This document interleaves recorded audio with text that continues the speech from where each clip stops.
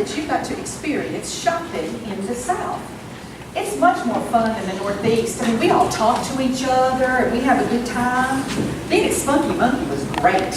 That store was fantastic. You know, the sales ladies and more friendly. I know. They'd love to hear you sing. Oh, well, thank you. Yeah. I'm not sure if I ever told you this story or not.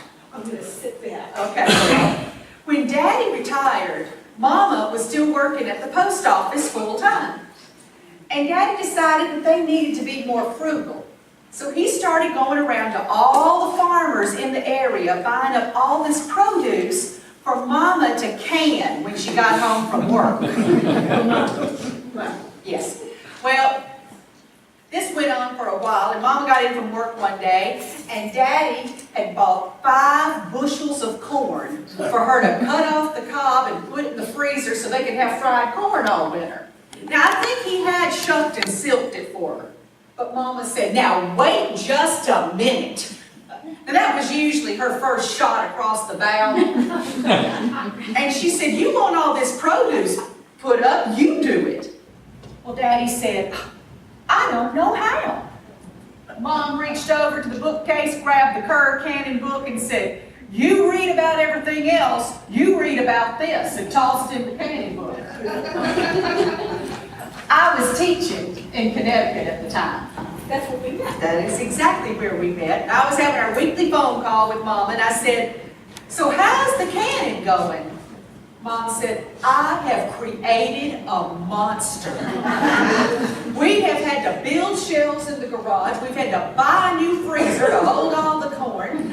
He has canned tomatoes, 3 different kinds of chili sauce, 2 different kinds of salsa, blackberry jam, strawberry preserves, grape jelly. And last night he came to bed at 3 a.m. from canning green beans. Mom said, I looked at him and I said, I cannot believe that you have been canning green beans until 3 a.m. Daddy said, well, I'll have you know, I was only canning green beans till 2 a.m. I went out on the deck because I'd left the pot holders there where I was pouring off the water from the pressure cooker. And while I was out on the deck, 2 jars exploded. I have been cleaning green beans off the ceiling until 3 a.m. Mom said without missing a beat, if he'd been organized, he'd have been killed. You tell the best stories. You know, I have family stories of my own too, but I can't tell them the way that you do. Have you ever thought about writing these down? Oh, no. I am not a writer. I'm a storyteller. Well then, it's going to be a musical. Well, I'm not dressed for a musical. I'll be right back.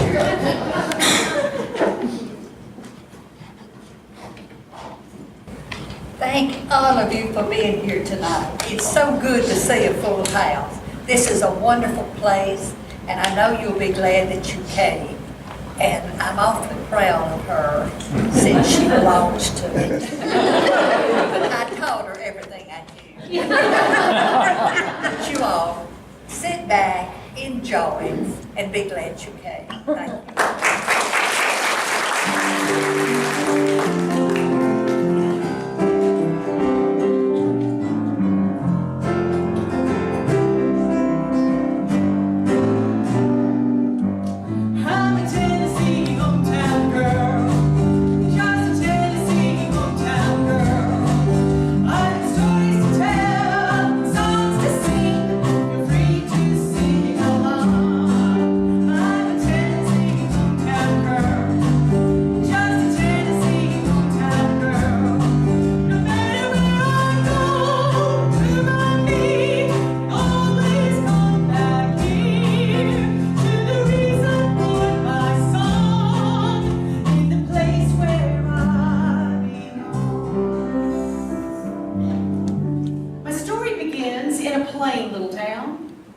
Bluff, Tennessee, located 30 miles west of Music City, USA. Not too many rich or famous people live here. Just my mama and daddy and daughter and husband and aunts and uncles and cousins and friends and neighbors. But it was from them that I learned what it meant to help out a neighbor. And I felt the love of a real community. I can still feel the steamy summer evenings on my skin as we would sit out on the front porch of Sam and Hazel Whiting's. The adults would sip their country Collins, and I had my little cup of 7-Up. Well, I would listen wide-eyed as they told tales fraught with local history and mystery. Now, those tales have become my own legends, but I have stories of my own. Stories of kangaroos and barbecues, motorcycles and ministry tents, and chances taken, won, and lost. Now I know no matter where I go or where's my home, a part of me will always be in Tennessee. Because when I left White Bluff left in me. I'm a Tennessee hometown girl, just a Tennessee hometown girl. Though I may go away for years or more, I always come back here, where all I right from wrong, in the place where I belong. My home in White Bluff, place where I belong.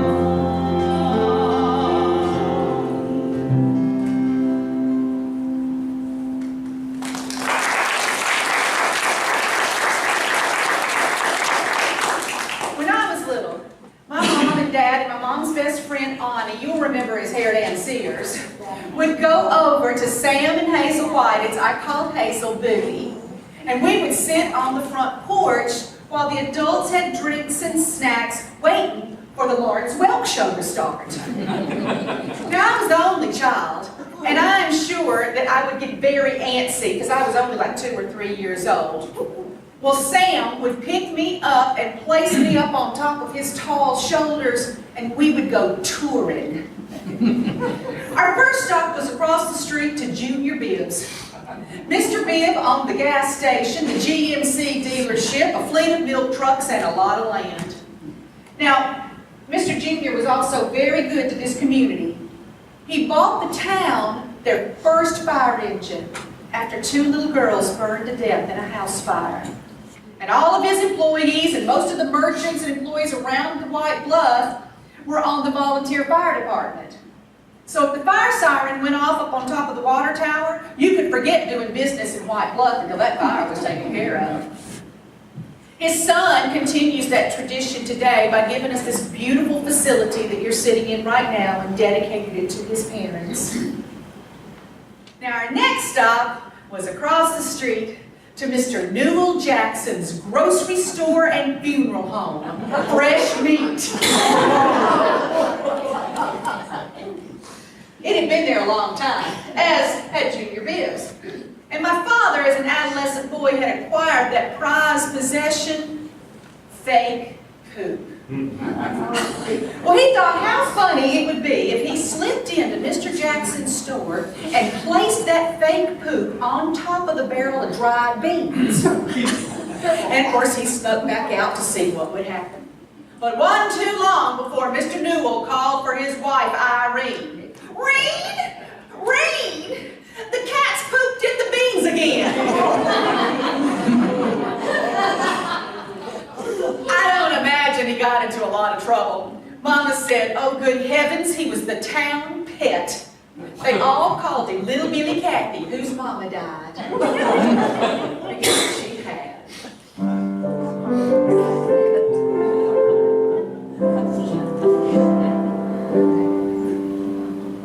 My little granny, Nina Kephart Hunter Delonis, lived to be 100 years old.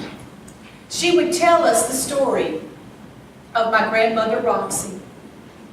She said that they realized after the birth of my father that she was not going to live very long. But for some reason, the doctor would not let her hold Daddy, being afraid that the excitement would be too much. And Granny said she could tell it wasn't going to make any difference. So when old Doc Chapman went out to the outhouse, Granny went in the other room and scooped up Daddy and placed him in Grandma Roxy's arms and let her hold him until the doctor came back. And she died shortly after that. Granny would say, I'd have never been able to live with myself if I hadn't let Roxy hold Billy. When she died, my grandfather was wild with grief. He had loved her better than anything. Little Granny took to her bed.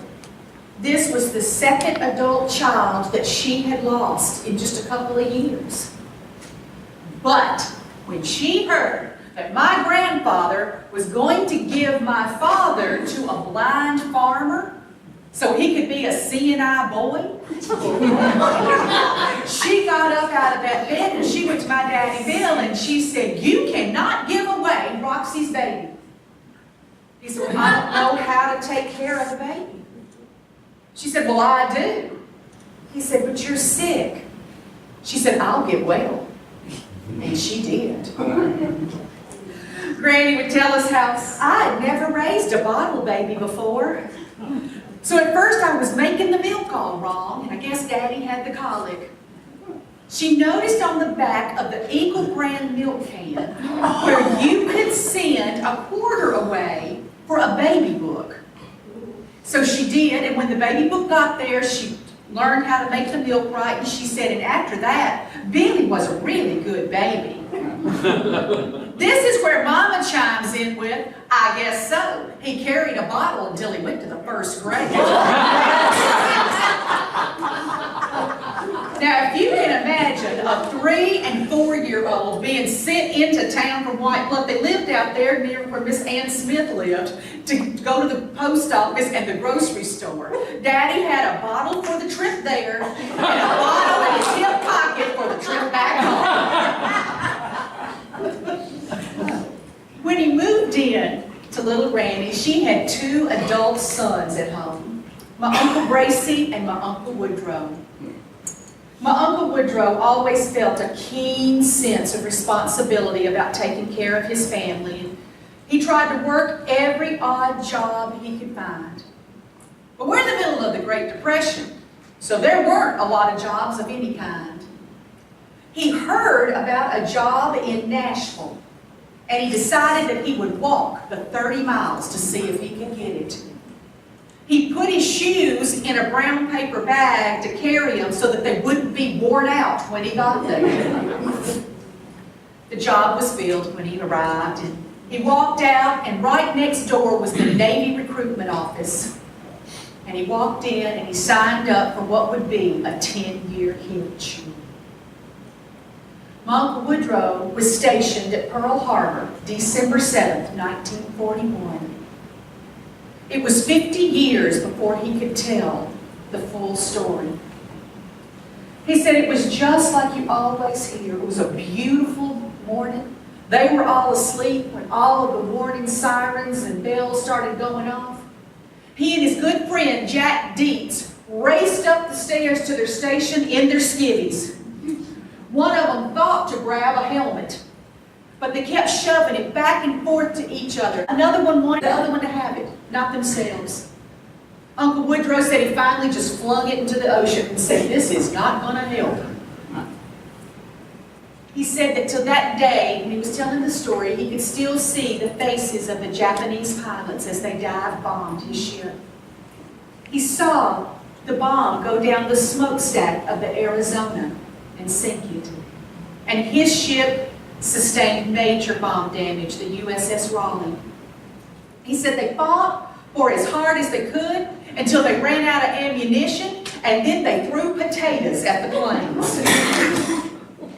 Now, back home, the family was listening in horror to the radio as Franklin Delano Roosevelt said that this was a day that would live in infamy.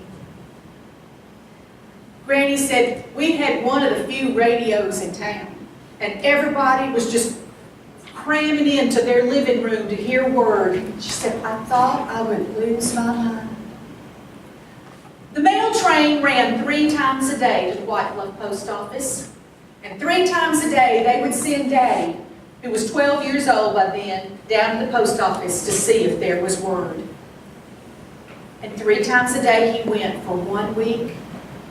3 times a day he went for 2 weeks. It wasn't until the 3rd week that they heard anything. Mr. James St. Clair opened the door between him and the lobby and walked out, and over the heads of the people placed the letter in my daddy's hands and said, "Run." And he did. Granny said when she opened the letter, she thought, well, we're still not going to know. It was so heavily censored and blacked out, but they got the most important thing. I'm okay. My Uncle Woodrow finished out the war and a little bit more. My daddy joined the Navy because he admired his Uncle Woodrow so much. And when Uncle Woodrow came home, he still helped his family. He'd get home on leave, he bought my daddy's 8th grade graduation suit, his high school graduation suit. And when he passed away at the age of 92 years old, he was the oldest surviving Pearl Harbor veteran in Middle Tennessee, and one of the best men I ever knew. And then there was my Uncle George.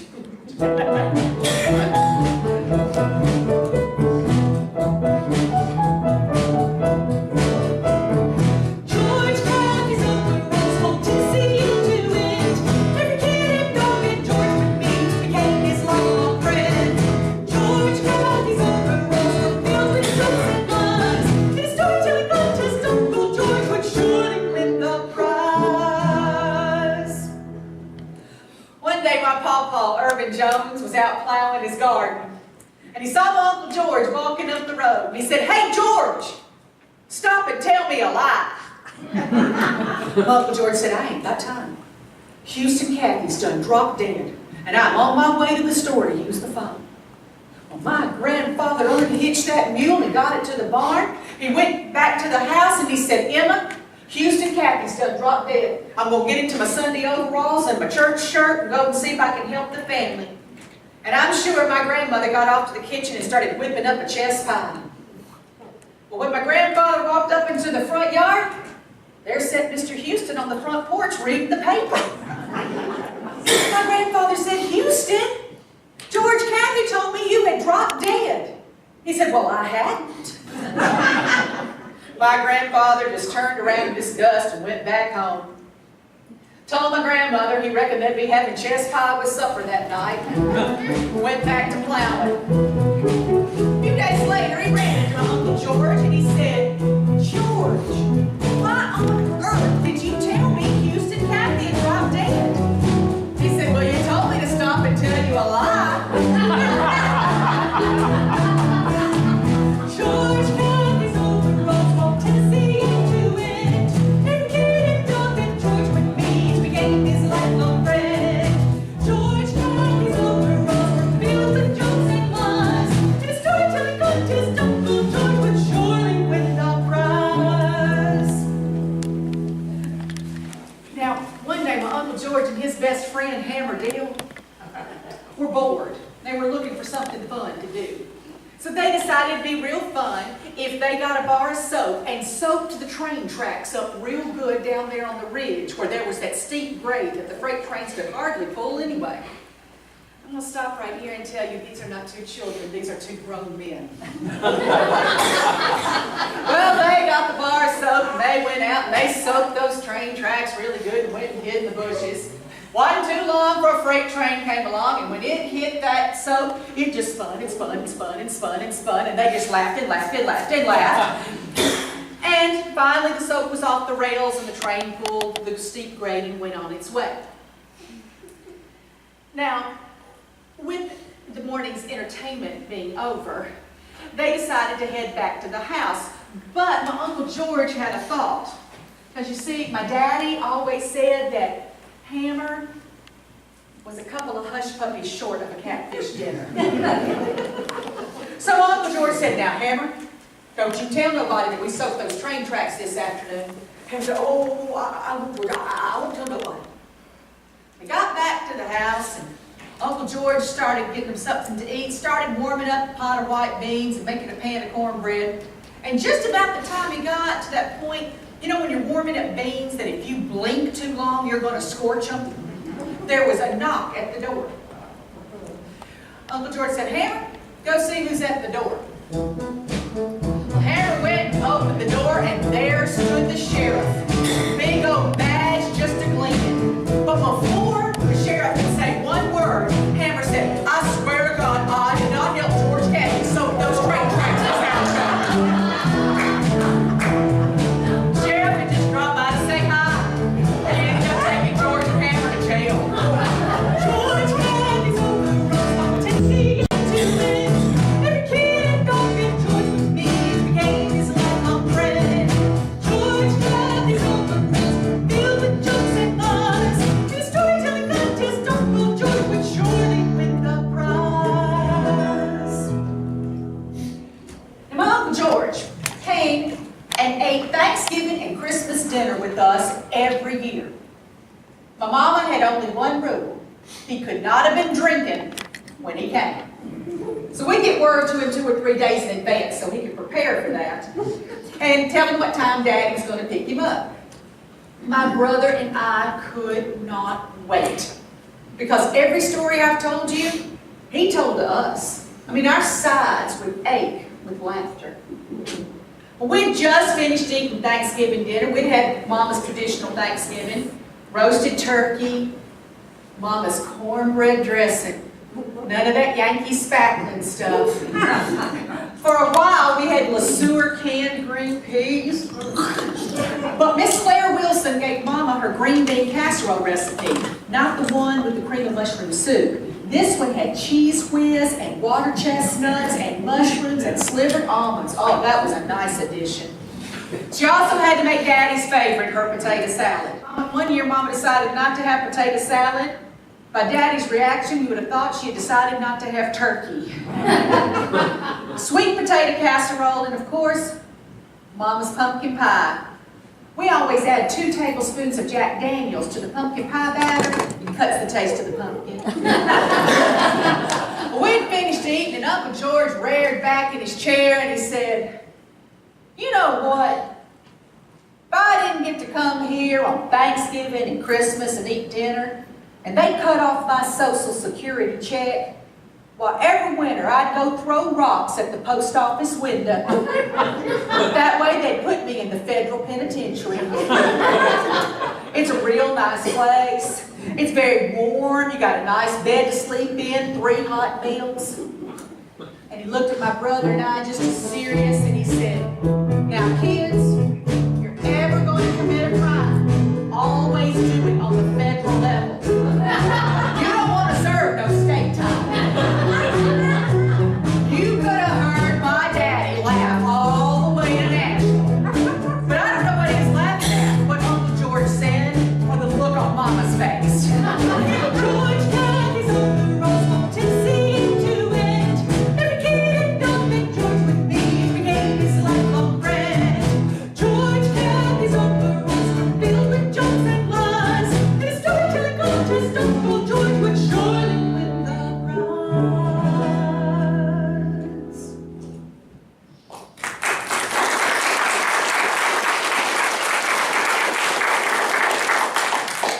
My Uncle George lived his life exactly the way he wanted to live it. So it was only fair that when he passed away, that his funeral reflect that. My daddy bought him a brand new pair of overalls and a red shirt, his favorite color. I sang John Denver's Boy from the Country, and of course his favorite hymn, What a Friend We Have in Jesus. The funeral home was packed. Everybody knew my Uncle George, and I was across the hall because I was playing the organ, and the pallbearers were set up next door to me, just right there next to me. The preacher gave his nod, and we started, What a Friend.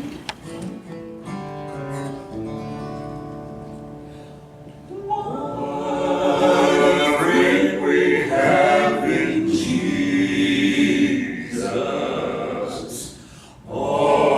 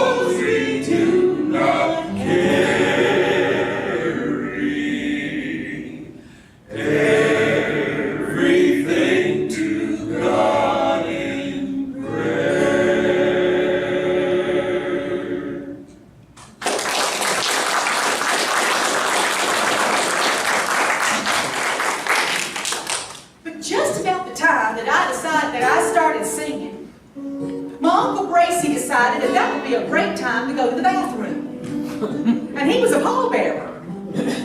So we all did the true Southern thing. When something's embarrassing or unpleasant, we all pretended it wasn't happening. And I just kept singing, "What a friend we have in Jesus." When suddenly we heard bang, bang, bang. We all jumped. The pallbearers got the giggles. My Uncle Robert D. looked over at me and he said, "It's Bracy." About that time, the banging stopped. My Uncle Bracy walked out, looking very pale and shaken, and he said, "That door, it wouldn't open.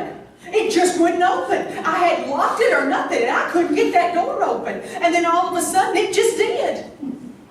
I thought, Uncle George got one last wish up in heaven, and it was to play a joke on my Uncle Bracy. I wasn't the only one that thought that either.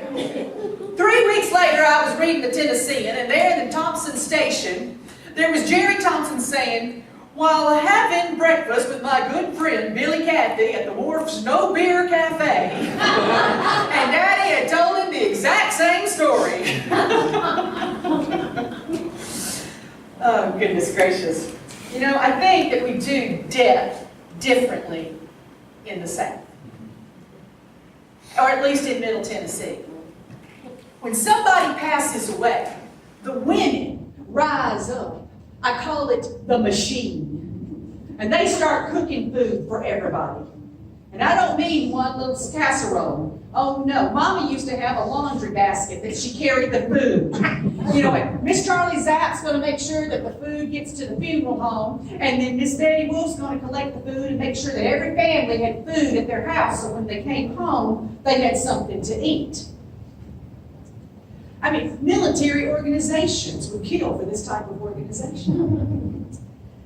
But my mom was a very busy woman. She worked a full-time job. She raised my brother and I. My great-grandmother lived with us every other week for 17 years. She also had to drive me to band practice, choir practice, play practice, piano lessons, and public speaking lessons. So when she had some extra time, she would make up food in advance. So if somebody died, she was ahead of the game. You know, anything that froze beautifully. Green bean casserole, hash brown casserole, a ham, some green beans, an apricot nectar cake. And we call those dishes dead dishes in our house. Now, everybody knew what to do when somebody passed away. The problem was sometimes hearing that they had passed away. One of the funeral homes started a hotline that you could call. My mama thought that was the most morbid thing she had ever heard of in her life. She said, "I hope to goodness I'd never get to the point where the first thing I do when my feet hit the floor is call dial a death." One night, my mom got the word that her friend and boss, Miss Betty Wolf's brother-in-law, had passed away. So this was a close personal friend, so Mama started cooking. She's made a ham, potato salad, green beans, took some dead dishes out of the freezer, and put them on her laundry basket, took them over to Miss Betty. When Miss Betty opened the door, my mom said, "Betty, I sure hated to hear about Bill's brother." And Miss Betty said, "Well, thank you, but he didn't die. But I've got a lot of company coming, so I sure appreciate it." Maybe Mama should have used dial a death. Mama learned what it meant to help out a neighbor very early on in her life. She grew up in the Great Depression, and she lived in Craggy Hope, Tennessee. She learned this lesson from Miss Nell Hutton. Miss Nell was an old maid school teacher who sold greeting cards and Christmas cards all year long so that she could have what came to be known as Miss Nell's Christmas. On the night before Christmas, everybody walked to the Craggy Hope Methodist Church from wherever they lived in that community. Mom said when they opened the door, she thought that was the most beautiful sight she had ever seen. Somebody had cut down a great big cedar tree that went all the way up to the ceiling. The school children had spent the week making paper chains and stringing popcorn and homemade ornaments. And underneath that tree, Miss Nell had bought a present for every man, woman, and child in the Craggy Hollow community. Every child got a toy. Every man got a new handkerchief. And every woman got a new pot scrubber. Sometimes that was the only presents they got all year long. When I was little and we were living out at our house on Jackson Street, an elderly lady came to our door selling greeting cards. Mama went tearing through the house finding every place that she had tucked cash so she could buy Christmas cards from Miss Nell. Mom often wondered, did anybody ever get Miss Nell a Christmas present?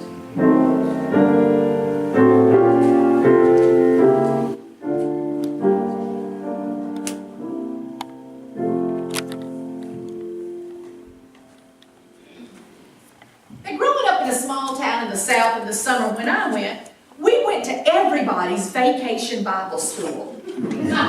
It was like free summer camp. And, you know, they were generally the same. You had like a Bible study lesson and then arts and crafts. You know, we glued popsicle sticks together, or an outline of the ark and we would glue macaroni on it, you know, for refrigerator art. And at the end, because these were held in the daytime then, we went to Methodist church, we went down to the basement, and we'd get one of those cheap little sandwich cream cookies and a cup of Kool-Aid and sit on our way.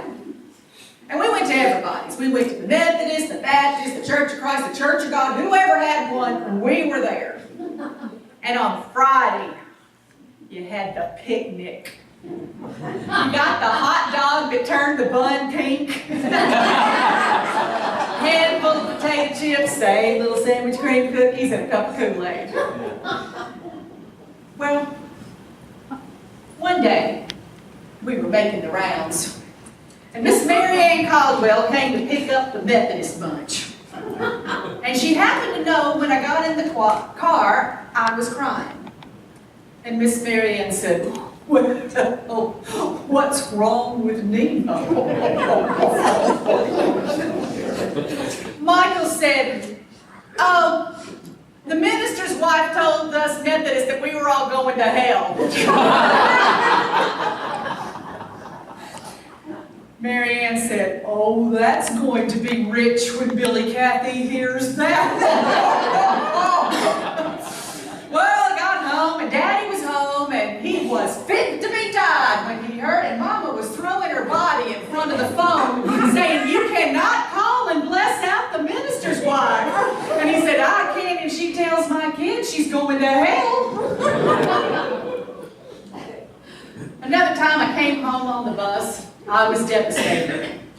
I don't think I always came home devastated. I mean, I think I was generally a pretty happy kid. But during those lovely teenage years, Mom said she never knew who was coming home. Elated Nina or devastated Nina. There was no middle ground. Fortunately, they found theater for me so I would have an appropriate outlet for this theater personality. But that's what this was about. I had not got the lead role my senior year in the high school musical. I was just devastated. When I came in, I told Mom what had gone on, and my mom's a very strong woman. She doesn't believe in wallowing in self-pity. She said, well, all right. So that didn't work out. Let's do something else. Why don't you be in the Miss Dixon pageant? I went, Mama, I am not beauty queen material. And she said, well, 50% of the points are talent. All you want to do is sing in front of people anyway. So why don't you do it? I said, well, I don't know. And she goes, well, I'm going to go call Brenda Peeler right now at Hodges and tell her that you're going to be in the Miss Dixon pageant. I'm calling Brenda. You are going to do it. If I call Brenda, you are going to do it. And I said, I guess. I've got to get to practice. I mean, I got a part, I just didn't get the part. As I was heading out our garage to go to my car, my mom said, I got Brenda on the phone. She wants to know what your talent's going to be. I said, I guess I'll play and sing Summertime. Well, much to my surprise and certainly everybody else's, I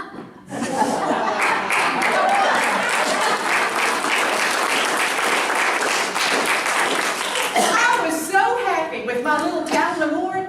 I didn't even listen as they called names because I've never been good at math. And finally, when they called my name, the first runner-up had to turn around and look at me and she went, it's you.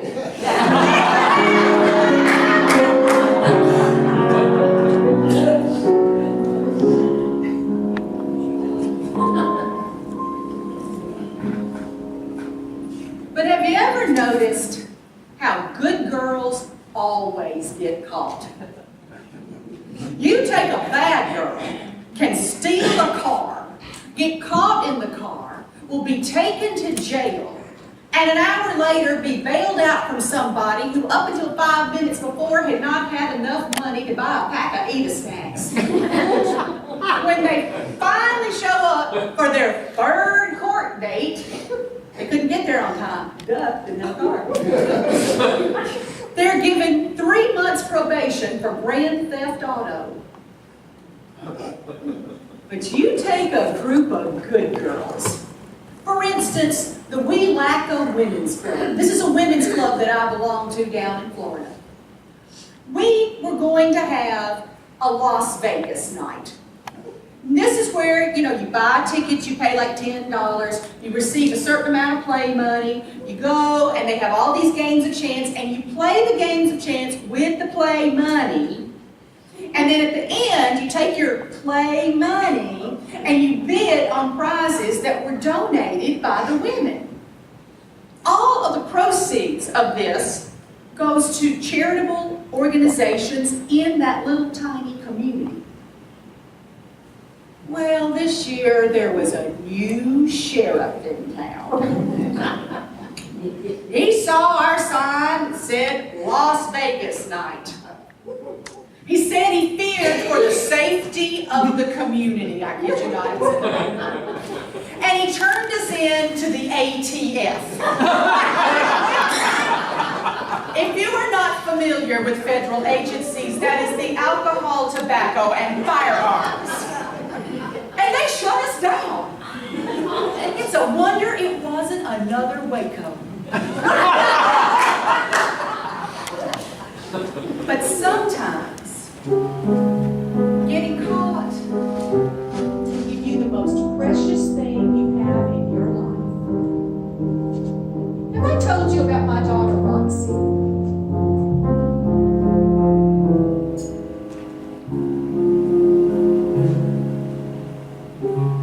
What are the odds a teenage mom can make it? What are the odds divorce leads to success?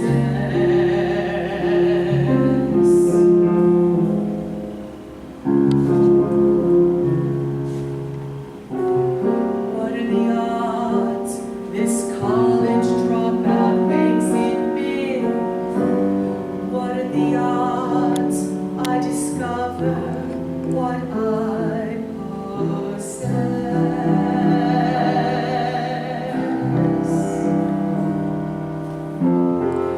My family's love for me never wavered. They gave me roots, but also gave me wings.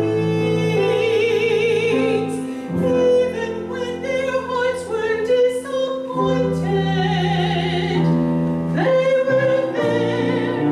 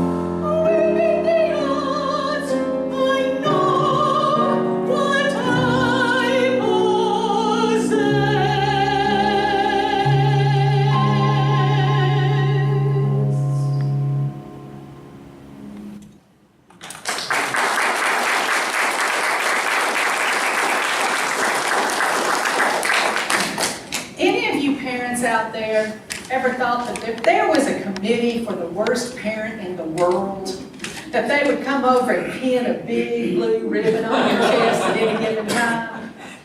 Well, I have lots of those stories, but the one that's in my mind the most is when I went back to college and I was a music major. We had to attend 18 recitals or concerts in a semester. Well, of course, Roxy had to go with me. And you know, I never remember having to take her out, not one time. And believe you me, the first little whimper, I'd have been out that door. Well, this particular time, the Westminster Choir College was coming to MTSU. They are the best choir in the world, or at least one of them. Now, I'd been an ambassador earlier in the day, and when they got there, the choir came in, and the first thing they did was take the whole lid off the grand piano and put it somewhere else.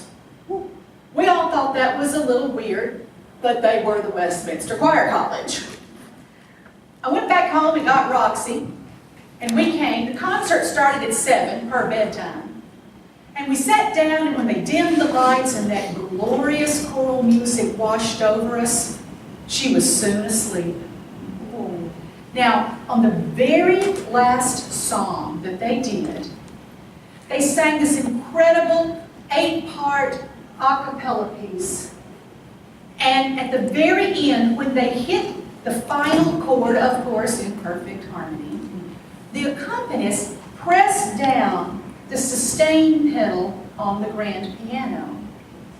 That perfectly in tune chord hit the open strings of that grand piano, setting off the overtone series, and a completely different chord shimmered above our heads as they held their chord. I heard 500 people gasp in amazement, and we all jumped to our feet, applauding wildly as I dumped my sleeping daughter onto her cot. Roxy, of course, started to wail. It was pretty startling, I must admit. I bent down and picked her up, and I was trying to get her to be quiet, and fortunately, their encore was the Wilhowsky Battle Hymn of the Republic, and not even Roxy could outwail that one.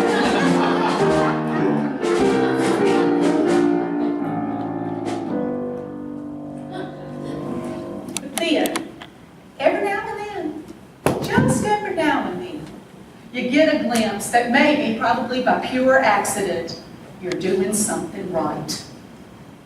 I was an independent school teacher. This means that I took a vow of poverty. And I had lots of different jobs, along with teaching full-time. I was a soloist for a large church in Nashville. I taught private lessons after school.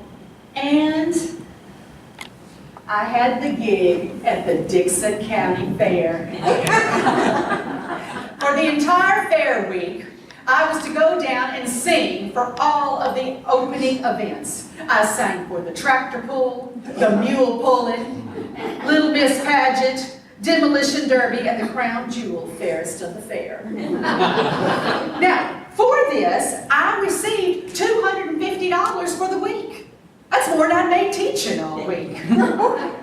In addition, I got free admittance to the fair and a card that on one night I could bring my family and we could ride all the rides for free. That was huge. Yeah. I was teaching at the University School of Nashville at the time. And Roxy was going to school with me, and we would drive in, and we had decided that on Friday, her good friend Mary Michael would come home with her and spend the night. They would go and stand at the fence while I sang the Star Spangled Banner, and then we would go do the fair. Well, all week long, our conversations were what we were going to do. You know, where we were going to eat, never on the Midway, always at the Eastern Star booth, what rides we were going to ride, all those kinds of things. And she couldn't talk of anything else until Friday. We got in the car, and she was noticeably subdued. And I started the conversation about the fair, and she said, "I don't want to go to the fair, Mama." I said, "What?"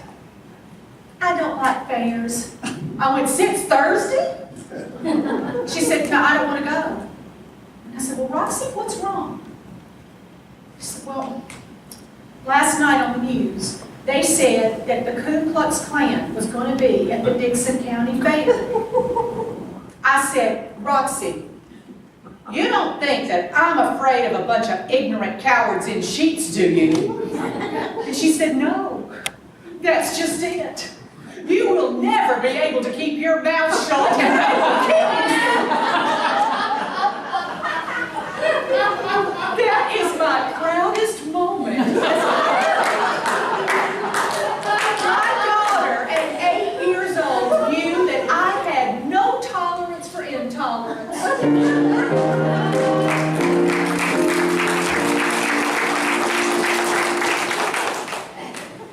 Proud mama moment. It's my show. My daughter is a published author of the Bloodborne series, See Our Quinn, available on Amazon, and across the hall in the Jenny Woodruff Library. She has 3 published books and she's editing her 4th. She is also what's known in theater as a triple threat. Now, if you don't know what that is the most coveted thing that you can be in musical theater. It means you dance as well as you sing, as well as you act. There is no difference in any of the level. Now, it's not really too surprising that Roxy's a triple threat and I'm up here acting and singing for you tonight, because my daddy was determined. We were both going to be performers from the get-go. There's a picture of me at White Bluff United Methodist Church in my christening gown, and Daddy has set me on the organ bench and put my hands on the keys, willing that I would play. When I was 11 years old, I became the assistant organist to Miss Mildred Owens. I wasn't that good, but she hadn't had a break in 35 years. He did the very same thing with Roxy.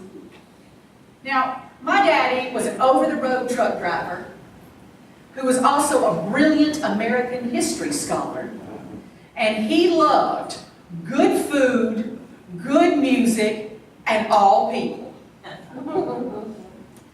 And when Daddy would get home from a run, he'd often stop at Mill's bookstore and he'd buy stacks of history books, stacks of books for Mama, and he'd ask Miss Schwei what books were good for our age and bring home books. Or he would stop at the Music Mart and buy stacks of sheet music. 1800s through the 1940s and everything Broadway. He'd come in the door and he'd say, hey, sweetheart, let's play and sing. And it meant I played, I sang, and he sat on the ottoman and turned pages. Daddy taught me to sight read. Thank you, Daddy. Now, at this time, Nashville didn't even have a performing arts center. I saw Dorothy Lamour play Dolly Levi in Hello, Dolly at the Ryman Auditorium. But if a Broadway show was made into a movie, oh, we were there. Because if Daddy liked it once, if it was good once, it was good. The second time, the third time, the fourth time, and the 5th time. He'd come to White Bluff, load up extended family, friends, take a car, load up, we'd go. I don't know how many times we saw The Sound of Music at the Bellevue Theater. But he would also have all the albums. I'd put them on the record player when I was home alone, and I would sing and dance just like Julie Andrews and Shirley Jones, just like I'd seen them in the movies. I never had dance. I'm sure my choreography was amazing. And Roxy did the same thing. Because it's no wonder Daddy gave us his love for musicals. Because who doesn't love a good musical?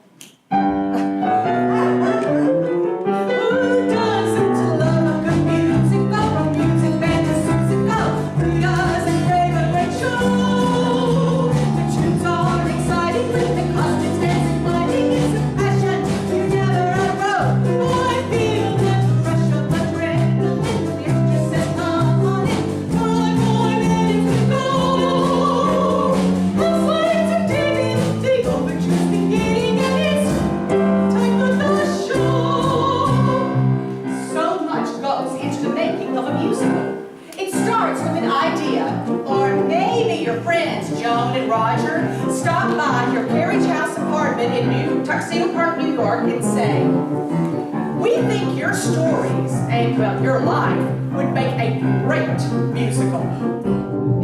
sure you can draw in enough breath to list all the reasons that this is not a good idea.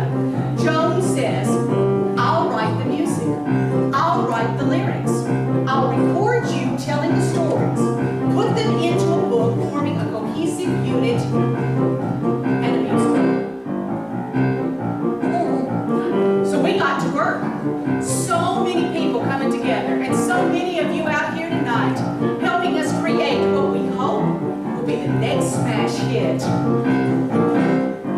1, 2, 3, audition, acting capability, your cast availability, rehearsing and rehearsing, trying every possibility to see, setting prologue, which leads right into the dialogue, the talk, twisting monologue before the final epilogue, which where your choreography with speed and agility, and talking and lighting for the actor's visibility, and Derek, sorry guys. Do you think you could focus my special just a little more stage right? And maybe, like, I don't know, a warmer color. I feel like I look a little sallow. Did you say shallow? Not shallow, sallow. They're directors and producers and we all recorded viewers, writers, actors, singers, dancers. For the critics who will skewer you, the lyricists and the dramatists, the percussionists and the pianists, protagonists and antagonists. Help! The leading lady needs an analyst? Not to Joan. I'm in my seat of the mezzanine where I can sing everything from that one to the final roll. I know the words to each song, but I don't sing along. 'Cause being an edit is something I know. Yes, from Tuxedo on to Nashville, everyone you ask will be wanting to say let's go. As long as there are stories to tell and music to sing, it's only the show.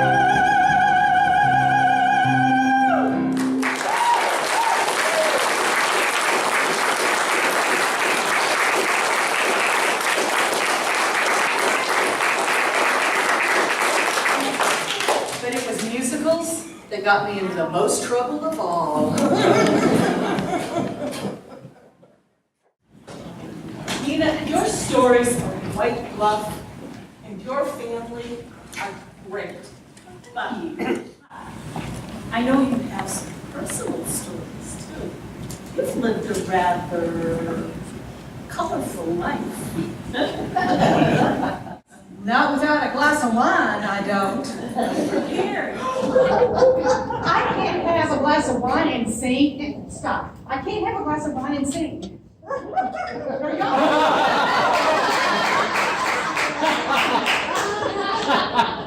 Musicians, give them an inch and they'll take a mile every time. Now this is why I love South.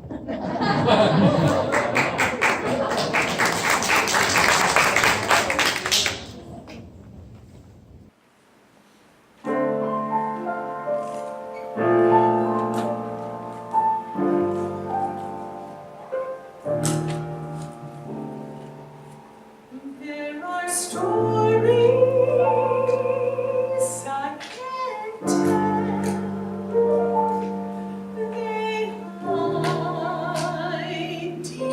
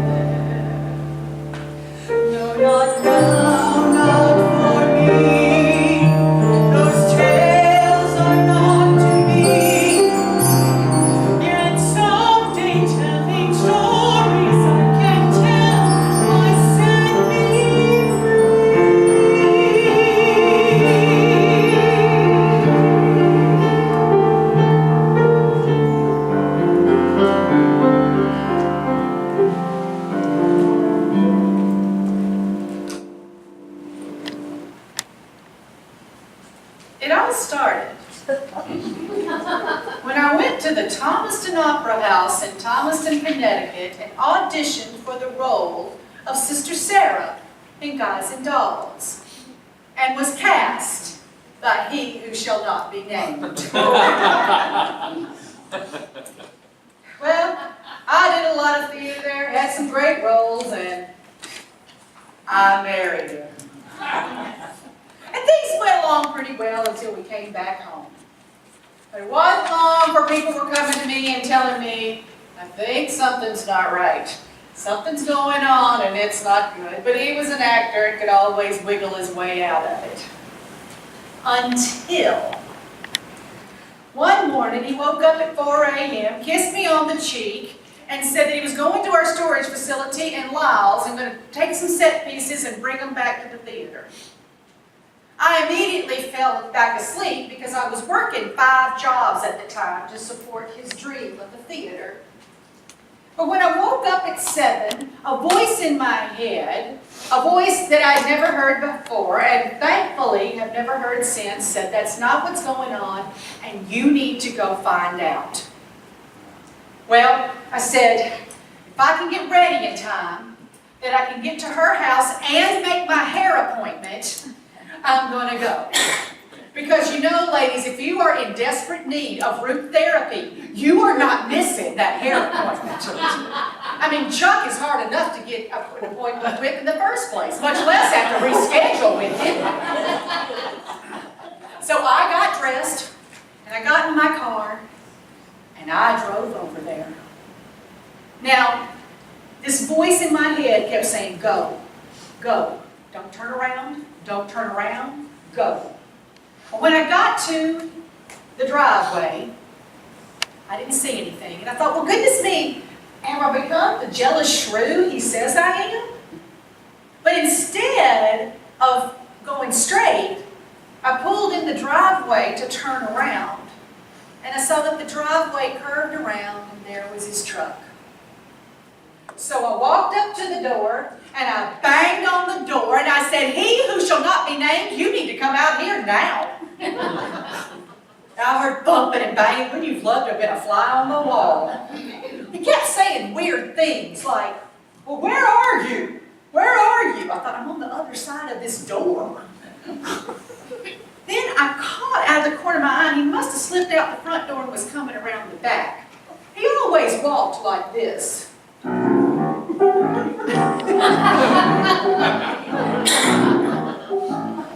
He looked at me and he said, what are you doing here?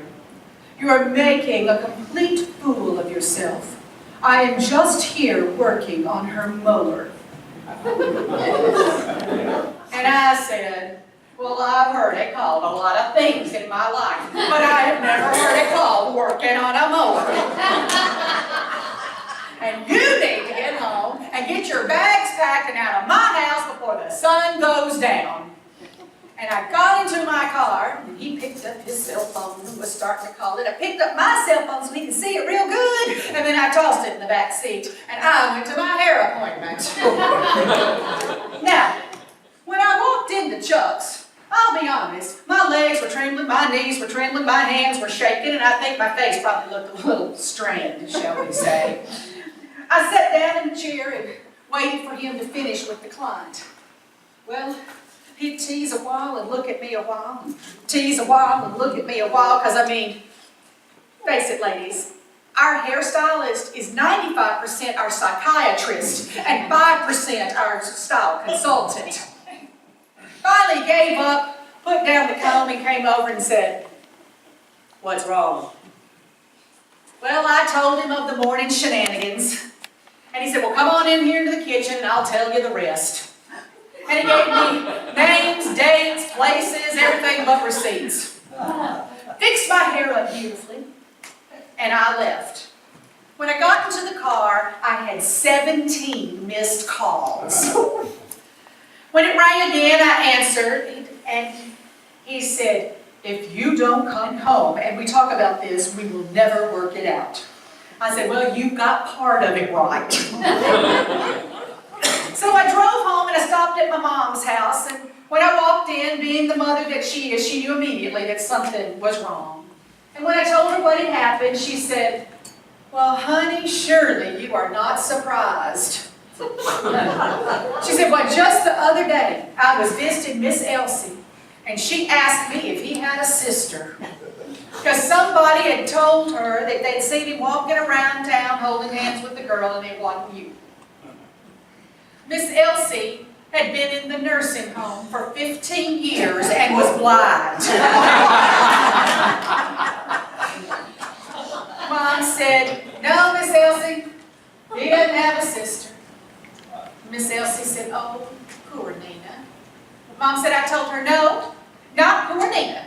She is strong, and when she is ready to deal with it, she will deal with it." And I said, "I'm ready to deal with it." Mom said, "Praise the Lord." It just so happened on this very same night that I had made plans with my 4 best friends to go to the Patchwork Players production of The Mikado. You see, I'm the only patchwork player who ever auditioned for a role and was not cast in the production at all. He told me that my voice was not suited to Gilbert and Sullivan. 3 little maids from school.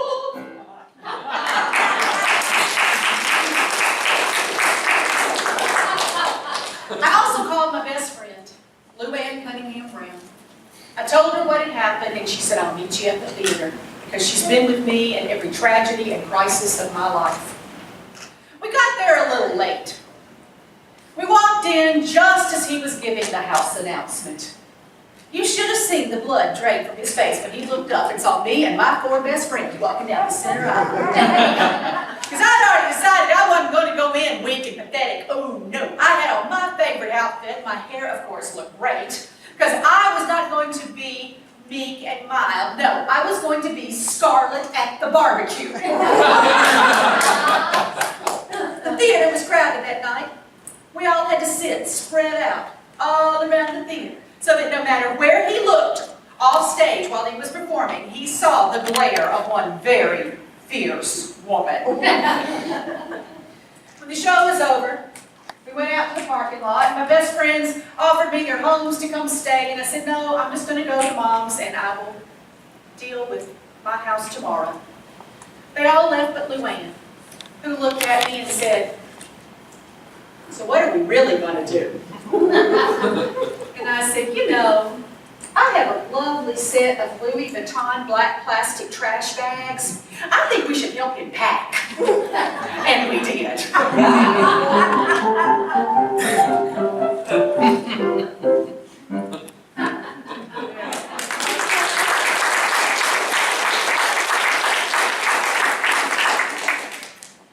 Now, in a bizarre set of circumstances, on this very same weekend, my old high school sweetheart, Alan Albert, was down at his home in Fruitland, Florida, and his wife of 23 years was confessing that she had been having an affair with her blind ex-husband. You can't make this up. Well, he was a very practical man, so he immediately began to draw up his marriage dissolution agreement. But about that time, his mother, Sandra Sue, called and told him that his stepfather, her husband Paul, had passed away and that he needed to come home. So he headed to the Bluff. Now, Alan and I have known each other since I was 1 and he was born. We attended the same church together for 17 years. We dated in high school. Our moms still attend White Bluff United Methodist Church. And we sang at Sandra Sue and Paul's wedding in 1976. So Mama called me and she said, "Now I know that you've got a lot on your plate, but Sandra Sue's Paul has passed away, and you're going to need to go to the funeral home. Don't worry about food, I've made enough for both of us. But you're going to have to go by the funeral home." Well, I'm a smart girl, and I know when to argue and when not to argue. And so I did on my way home from work that day. I walked in, and I went up to Miss Sandra Sue, and I said, "I'm just so sorry to hear about Paul." And she said, "Well, thank you, honey. Alan's in the kitchen. Alan later told me that he thinks maybe she always wanted me to be her daughter-in-law. That every time my picture or an article about me appeared in the newspaper, she cut it out and mailed it to Alan for the last 30 years. Well, I walked into the kitchen and he was back there. I walked right past him.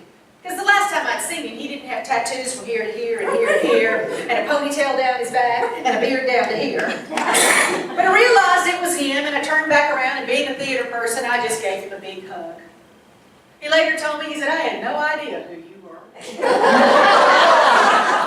said, but when you spoke, I thought, good gosh almighty, if that voice sounds familiar. He said, and when you turned around and pulled away, I saw your eyes. And I thought, oh, I recognize those eyes. I know who this is. Growing up in the Bluff, he was the coolest guy in town. Got me to school on time in his real Honda run. I kept him on the straight and narrow. He brought me to the edge with Quintin when that was the life we led.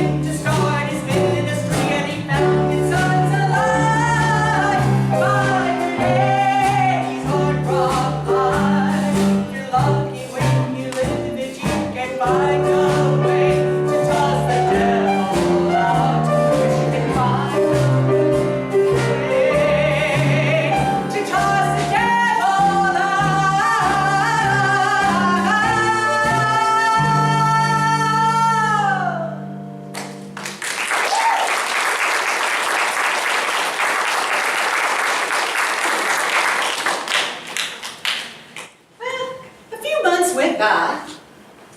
And one night I was at home and my phone rang and it was Alan. Now this phone call made me very nervous because you see, Luann had told me that Alan had become a religious fanatic mountain man hermit. Later when I told Alan, he said, a hermit? I'm not a hermit. I'm a gypsy. He told me that since turning his life over to the Lord, he'd been going around face to face and making amends to all the people that he had hurt. And that he wanted to come and apologize for the way we broke up back in 1978. I said, no, that's not necessary. That was just silly teenage stuff. You don't have to apologize. I'm glad that you've turned your life around. Sounds good. But nevertheless, he insisted. And he came over. Well, He sat down in the chair, and I sat down on the opposite end of the couch as far away as I could get, and I started building my wall. Brick, mortar, brick, mortar, brick, mortar. He told me that when we had broken up, he had gone down the dark road of the motorcycle clubbing world. He'd moved to Rome Mountain, opened up his own land surveying business, and founded his own biker ministry. I mean, that was a lot to take in. When he got up to leave, I was walking him to the door, and he said, well, I got to come back next weekend, so I want to take you to dinner. And I go, oh, no, I'm really busy. I've got all these jobs I can't. He goes, you just decide where you want to go eat, and I'll pick you up. And I said, okay. Well, I got home that Friday, and if you're a teacher, you know that there is no person on the face of this planet more tired than a teacher on a Friday night. I don't think I even changed out of my school clothes. But when I got there to the door, and I opened up, he stood there, and he had a box of chocolates and 3 dozen orange talisman roses, and chock full of baby's breath, because he remembered from high school that I liked baby's breath as much as I did the roses. And I continued to build my wall. Bricks, mortar, bricks, mortar, bricks, mortar. Well, we went to Mac and Kate's, and we had a good time, and he went on home, and later, he would call me every now and again, like at Thanksgiving and Christmas, and I made sure that I was really building that wall very high and thick. Until he stopped calling. Now, at first I said, oh, good, this is good. I'm glad I don't need to get involved with anybody, and besides, I promised Mama I wouldn't get married again until she was dead.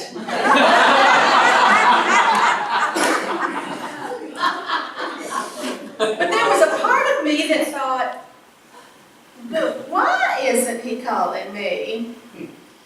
So on the Sunday before I was to head back to school from spring break, my phone rang, and it was Alan. I picked up, I said, well, where have you been? He said, down in Florida, riding my motorcycle, waiting for God to send me a sign. Whoa! I backed away from that. I mean, good heavens, I'm a Methodist. Somebody says amen in church, and we think they've been slayed in the spirit. So I backed away from that topic of conversation. He said, well, have you got your paycheck since you've been divorced? Because you see, the last time I'd spoken to Alan, my divorce had not been final. He who shall not be named was dragging his feet, because as long as we were married, I had to pay for his health insurance. I finally went and got another lawyer, paid for a second divorce, and the judge signed off on it on February the 14th. The only, the best, and certainly the most expensive Valentine's Day present I have ever bought myself, and it was worth every penny.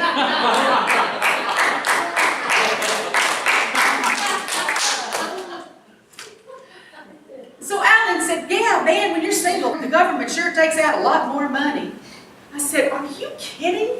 I'm a teacher. They take out any more money from my paycheck, I'm going to have to pay them to go to work. You want to get married? I couldn't believe I said that. I really couldn't believe those words came out of my mouth. I really think I looked behind me to see if somebody had said it while I was on the phone. But before I could back away, Al said, as a matter of fact, yes, I do.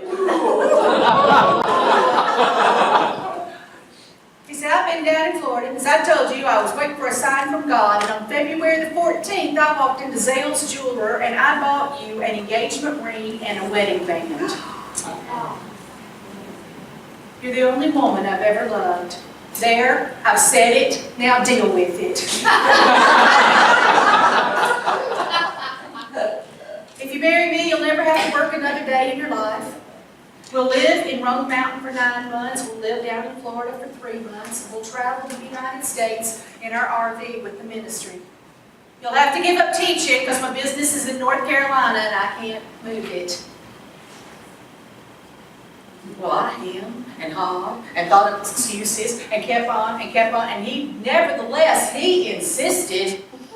And finally I said, okay, Not no. But I have to go to bed. It's a school night. The next morning I got into my car and fixed my peanut butter toast and coffee, and I was driving into Innsworth and my phone rang. It was Alan. He said, "Well, did you change your mind yet?" I went, "Well, no, but we're going to have to date. And Mama can't find out." Okay, yes, I was 45 years old. But that's You tell Sandra Sue, you got to tell her not to tell Mama. She found out anyway.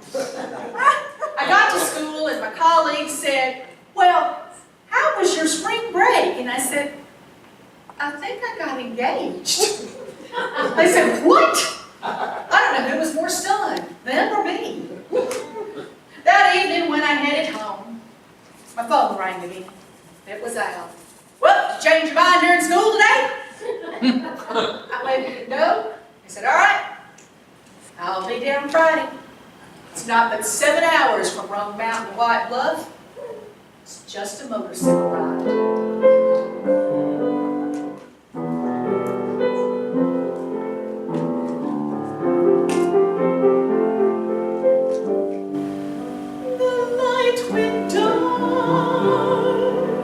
Disappointment seemed to meet me at each turn. I built a wall and no one through,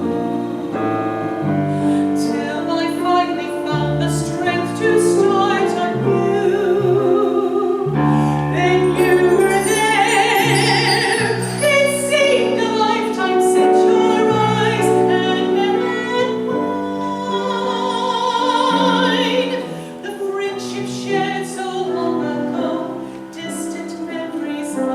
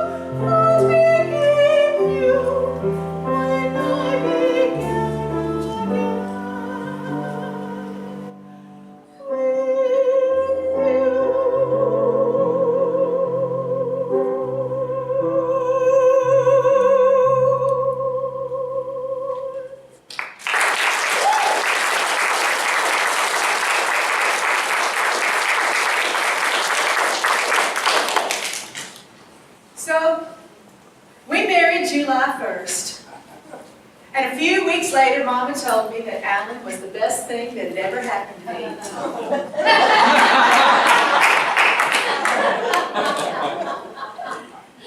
Now, when Alan turned his life over to the Lord, he thought that he would put on a long sleeve shirt, stick his ponytail down the back of his shirt, and sit on the back row and be a good Christian. But God had other plans in mind. And with a lot of prodding from God, Al joined a Christian biker ministry. Now, back in those days, they were pioneers. Not like now, where there's pretty much a Christian biker ministry on every corner at all the rallies. Al has had rocks thrown at him, guns held to his head, and then there was Crazy George and Mad Jack out in Sturgis throwing the lit sticks of dynamite into the tent. And Al said when that dynamite would explode, that prairie dust went all over everything. And then they had to re-clean the coffee pots, re-clean the tables, and re-clean all the grills. He said it was just a mess.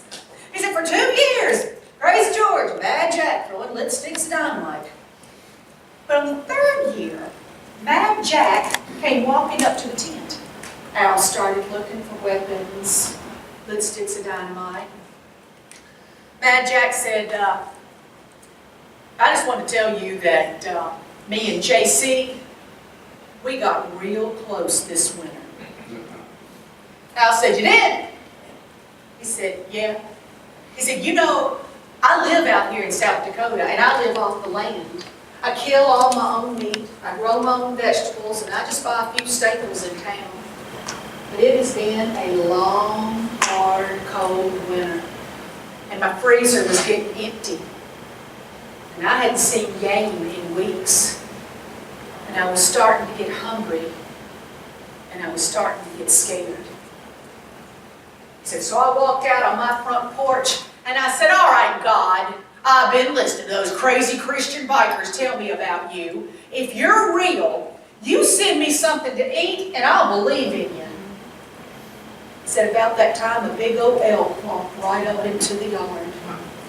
I went into my house and grabbed my gun, and I felled that elk with one shot. And then I fell to my knees and cried like a baby. So I just wanted you to know that me and JC got real close this week.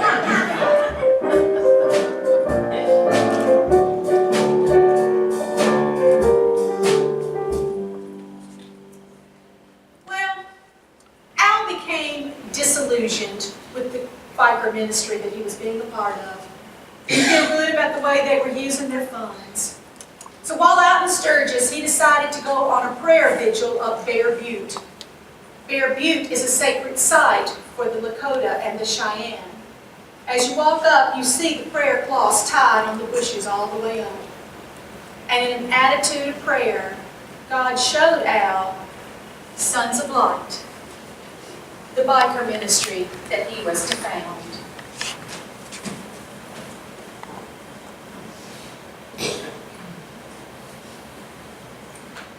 So he went back out to the East Coast and started his ministry. They did Daytona, Bike Week and Biketoberfest, Myrtle Beach, spring and fall, Cherokee, spring and fall. And 2 weeks before Sturgis, Woody, the owner of the Buffalo Chip Campground, called him and said, Al, I've asked that ministry that you were a part of to leave, and I want you to come out with your ministry and be the church at the Chip.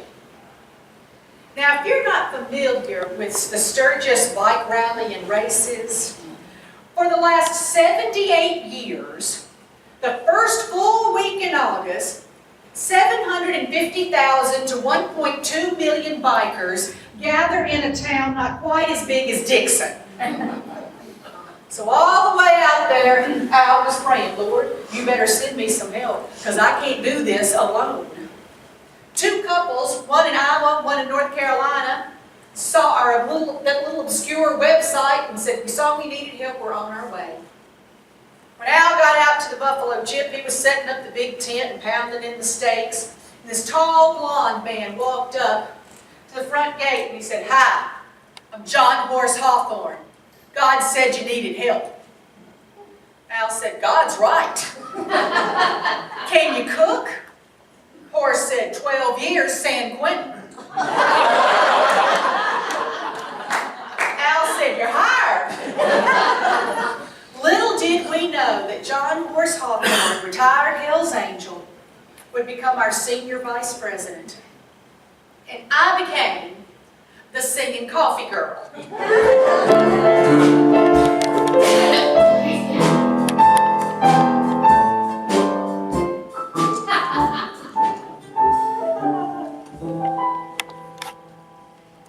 Now, while we're out in Sturgis, we just got back. We got back on Sunday before we opened this show on Thursday. We went through 1,250 pounds of pancake mix. That's before water. And we serve coffee. We feed upwards to 1,200 bikers a morning for 10 days. Now, while Horace and Al and all them were cooking the pancakes, Al's the coffee guru, I'm out front with a carafe of coffee in this hand, a jug of lemonade or Tang I switch off, and in this pocket I've got sugar, in this pocket I've got cream-flavored chemicals, and then I have coffee stirrers. And I'm out there pouring coffee while they're waiting in line to get the pancakes because we cook them up fresh. Now the bikers have learned that I sing, and they ask me to sing a lot, especially what we've come to call the Biker National Anthem. I'm going to ask the boys to come up here and help me again.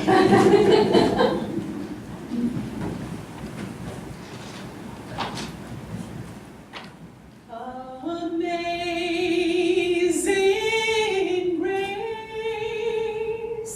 how sweet the sound that saved a wretch like me. I once was lost, but now I am found. 'Twas blind, but now I see.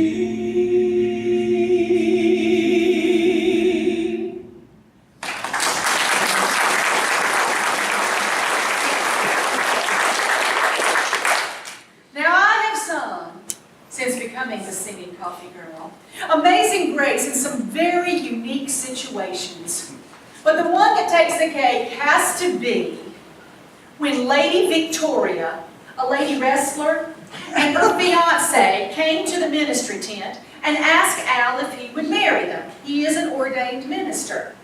And she wanted me to bring the keyboard down to the pond where the wedding was going to take place and play and sing Amazing Grace while she was being escorted down the aisle by her kangaroo.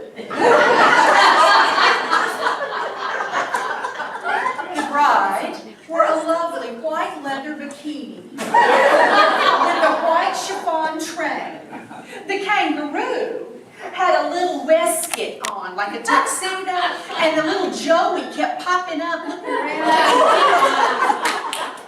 I felt like I was in a Salvador Dali painting. Now you may be sitting out there and going, that cannot be true. But if you go onto YouTube and search Scooter Trash Kangaroo Wedding, well, we pop right up. It's true, I know.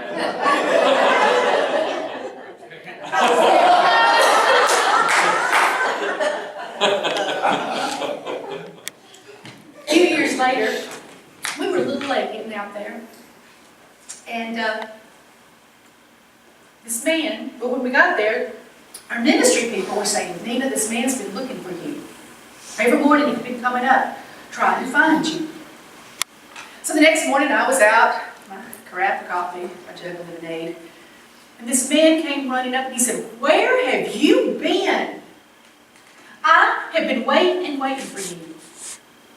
I remembered him from the year before, because every morning he would come up and he would get his pancakes and he would sit at the picnic table and he would cry.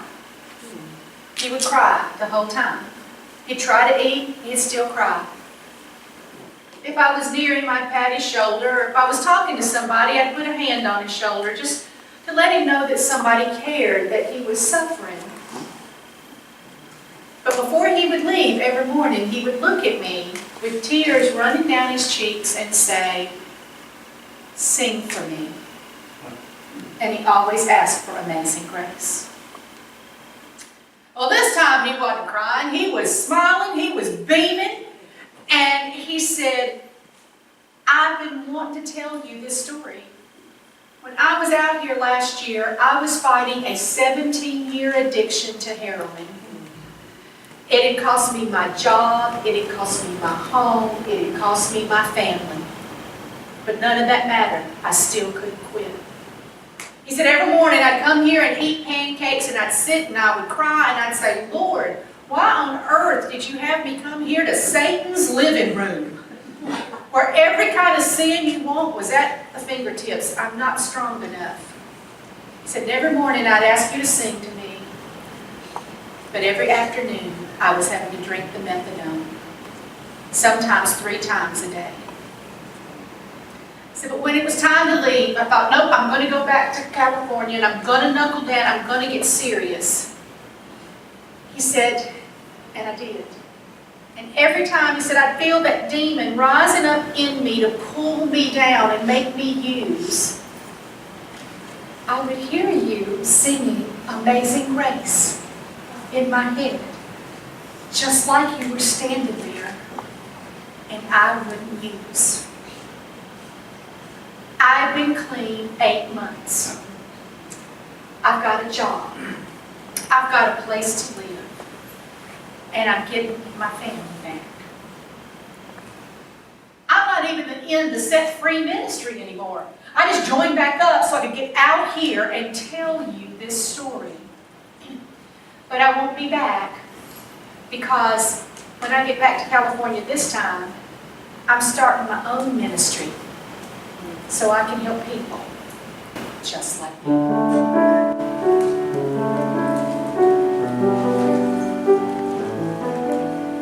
The Lord is in our midst. The Lord is in our midst. The Lord is in our midst with power to save. The Lord is in our midst. The Lord is in our midst.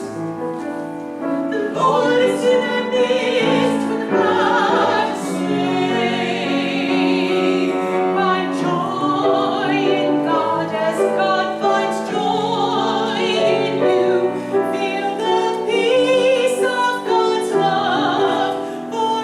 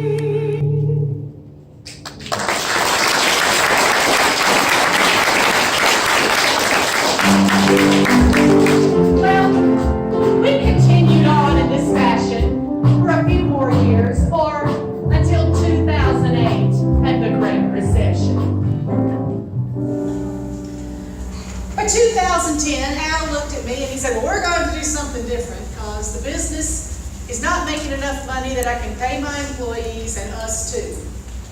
I've been given an opportunity to go survey in Afghanistan. Is it Afghanistan? Surely there's a better plan than Afghanistan. I mean, I've waited 30 years to be with you. I said, why don't I go back to teaching? I love it. I'm good at it. We'll just fill out resumes and he who gets the best job wins. So I had a phone interview with Tuxedo Park School in Tuxedo Park, New York, in the ministry tent at Daytona Bike Week, pretending that 200,000 bikers were roaring by. They didn't seem to care. They invited me up to have an interview. Now, Tuxedo Park is a gated town in Tuxedo Park, New York. It is where the tuxedo was invented. The average home price is $12.5 million. I taught a few classes, I interviewed, and the next thing I knew, they were offering me a job. My first question was, where do the teachers live? Because teachers don't live in $12.5 million homes. They said, well, in the surrounding villages, and Al wanted me to ask if they had faculty housing. So I did, and they said, as a matter of fact, we do. And we'll have 3 apartments available next fall, and you can have your choice. Without thinking this through, I chose the apartment on the 3rd floor of the mansion. We went out to Sturgis. After coffee, I would sit in the ministry tent, wildly making lesson plans for my new pre-K 3 through 9th grade classes of music. We got back from Sturgis, loaded our big Jesus Loves Bikers trailer with our furniture, and journeyed to one of the top 1% societies in the United States, looking just like the Clampetts. When we got there, Al helped me we got all the furniture with my daughter and son-in-law's help up on that 3rd floor. I really did not think that through. And he had to leave and go back to finish closing down the business. And I spent my first night in the bedroom alone.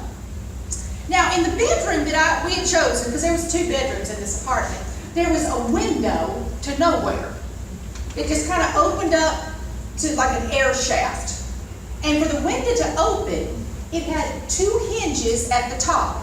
You pulled on a rope with pulleys, and then you had to tie it, for it to stay open, you had to tie it off. There was some kind of, what do they call that, David? Now that's a horn cleat. Oh, on the Dating horn. back to the 1600s. Oh, thank you, that's very much. Thank you. Now, when I walked in that bedroom, the window was closed. I got in bed and, of course, started reading. My dog, Bosco, was curled up next to me. When suddenly he started growling. He pulled back his gums. He had teeth back then. And every hair was standing up down his spine. He looked like a Rhodesian ridgeback. Well, I followed his line of sight, and that window was open.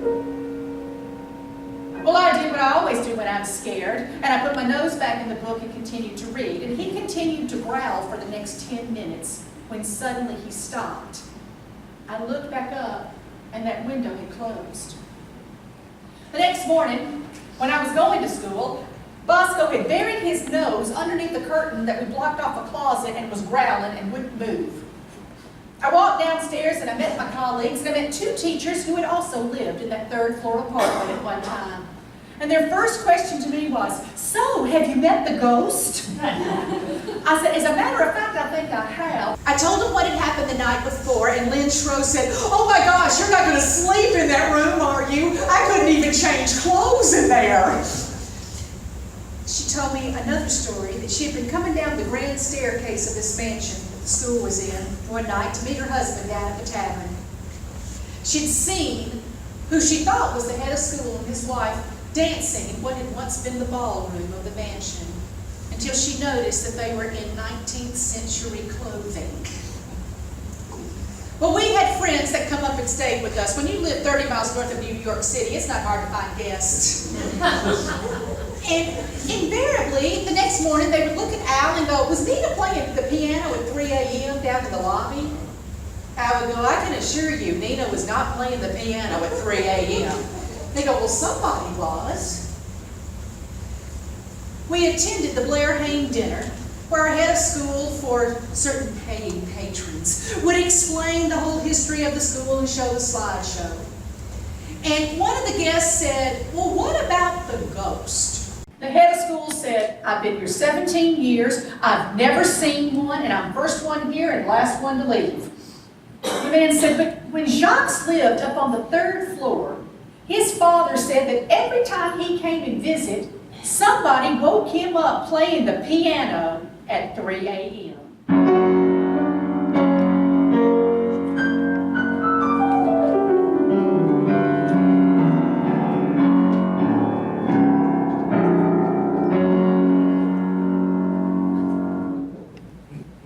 I love teaching there. I love my students, I love the families, I love my colleagues.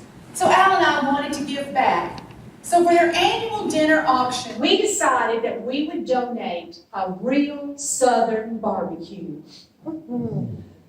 Bless their hearts, we had to put pictures of Al grilling shoulders and chickens. Because if you say you're going to have a barbecue in the Northeast, they think you're going to put a couple of hamburgers and hot dogs on the grill and call it a day. That's what a barbecue is. No. Well, the day of the auction happened. We were sitting there. It was a hot ticket item. I mean, people, it kept going up and up and up and up. And finally, the head of school said, well, Al, would you consider doing 2 barbecues? 2 barbecues for 25 people. Al said, absolutely. Well, then the families looked at each other and they go, we have the same friends. Why don't we just do 1 for 50? So they looked at Al again, and Al said, absolutely. Because those shoulders have to cook 12 hours, whether I'm cooking 6 or 12. I was to make smoked cheese grits, baked beans, Daddy's coleslaw. Now, when the gavel came down, I looked at Al and I said, we have to fling an $11,000 barbecue. Yankees. So I taught those little Yankee girls how to make chess pie, fudge pie, pecan pie, and a key lime pie.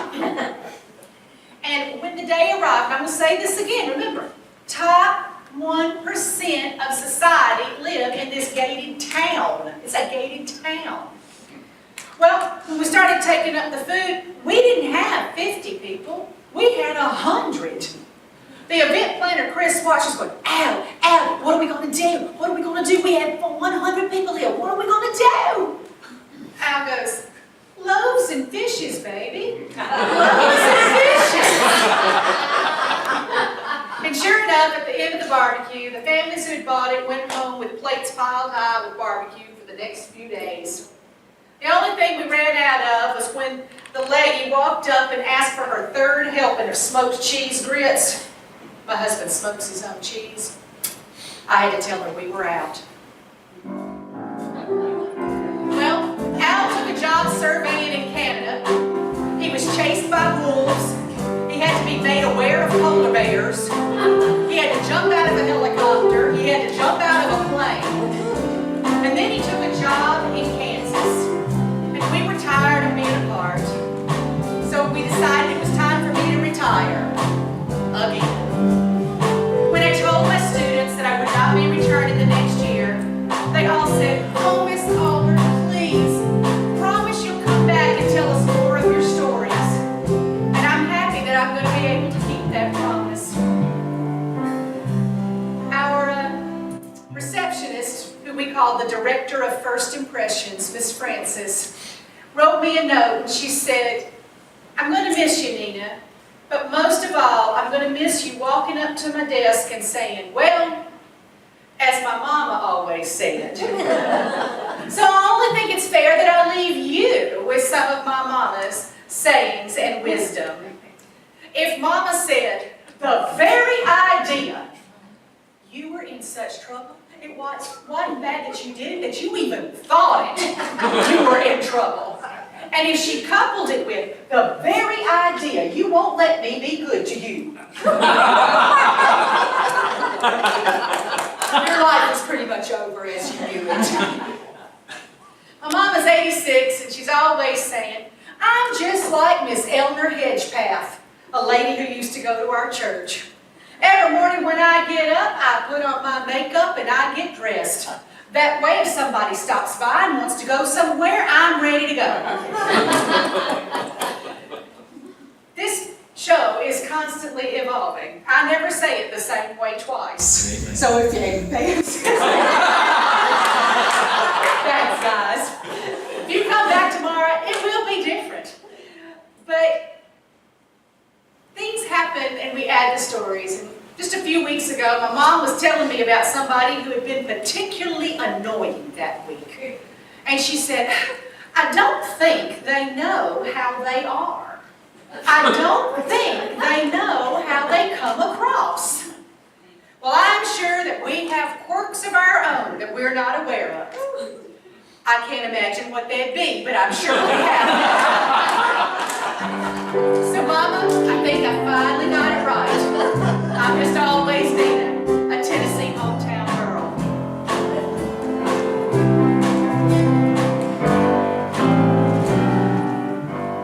I'm a Tennessee hometown girl, just a Tennessee hometown girl.